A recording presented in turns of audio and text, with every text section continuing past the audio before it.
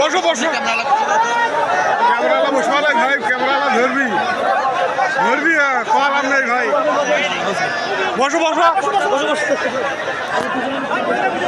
দাও দাও সামনে দাও আগে দাও আগে দাও আগে দাও আগে দাও পাতাম না মাথা উঠিস কা বসে রে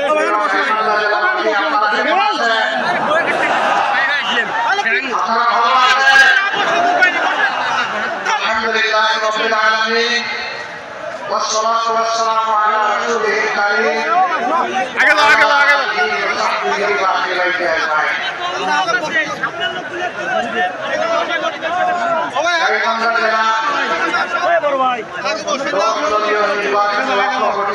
আগে দাও ওই মুরবি আগে দাও আগে দাও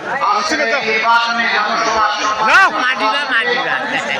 ওই সাইডে দাও ওই ঘাটে দাও ওই ঘাটে দাও ঘাটে দাও এই ঘাটে দাও ঘাটে দাও সকল বন্ধু প্রিয় সংগঠনের ভাই না বসেন না বসেন তো না গাইবান্ধা জেলাবাসী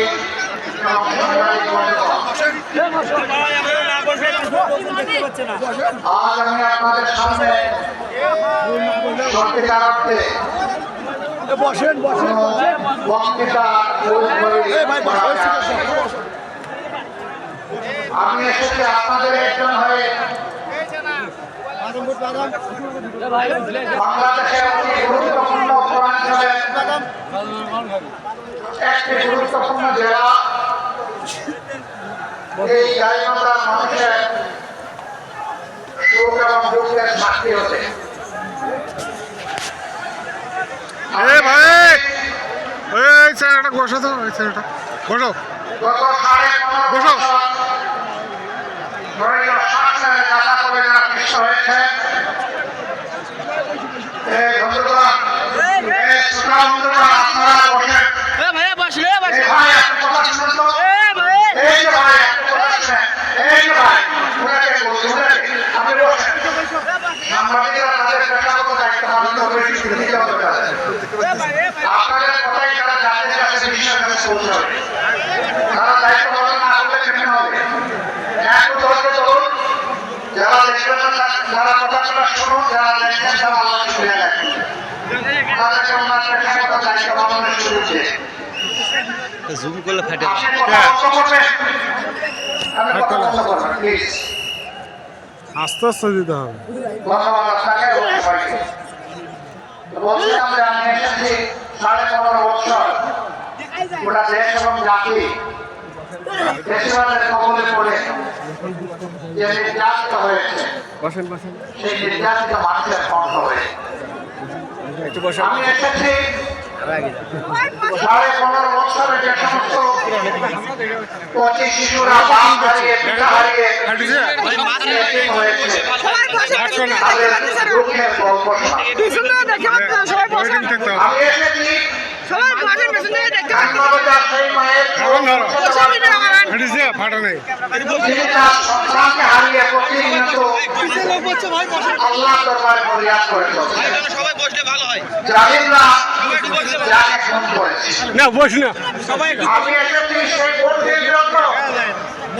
যৌবনের প্রতি বাচ্চা সহ স্বামী হারিয়ে আসছে চোখের সামনে অন্ধকার আমি তাকে আমার পক্ষ থেকে সম্মতি দলের পক্ষ থেকে সম্মতি সম্মান শ্রদ্ধা এবং সান্ত্বনা দিতে এসেছি আমি এসেছি সেই সমস্ত মজলুম মানুষের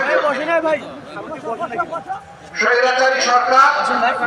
শুধুমাত্র তার রাজনৈতিক প্রতিপক্ষ হওয়ার অপরাধে যাদেরকে তাদের ন্যায্য চাকরিটা পেয়ে দিয়েছিল তাদের পক্ষে কথা বলছি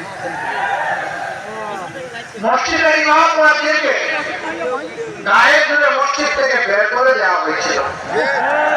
তাদের আহাজারির সাথে আমার কণ্ঠ মিলাতে আমি এখানে এসেছি প্রিয় গাইবান্ধাবাসী, এই যে আপনাদের পাশ দিয়ে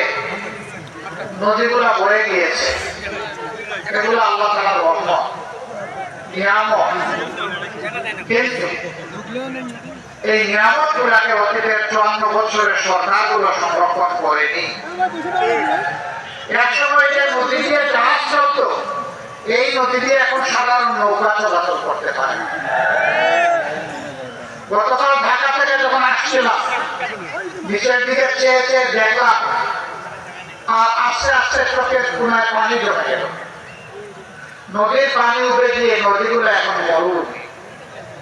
কঙ্কাল হয়ে পড়ে আছে। এই নদীগুলো আল্লাহ তাআলা, 4টা বড় বড় নদী আল্লাহ তাআলা নর্থ বেঙ্গলের মানুষের জন্য নিয়ামত হিসাবে দান করেছিলেন। তিস্তা, ধরলা, করতোয়া এবং ব্রহ্মপুত্র, সবগুলো নদীর একটি অবস্থা। নদীর অবস্থা হলো শরীর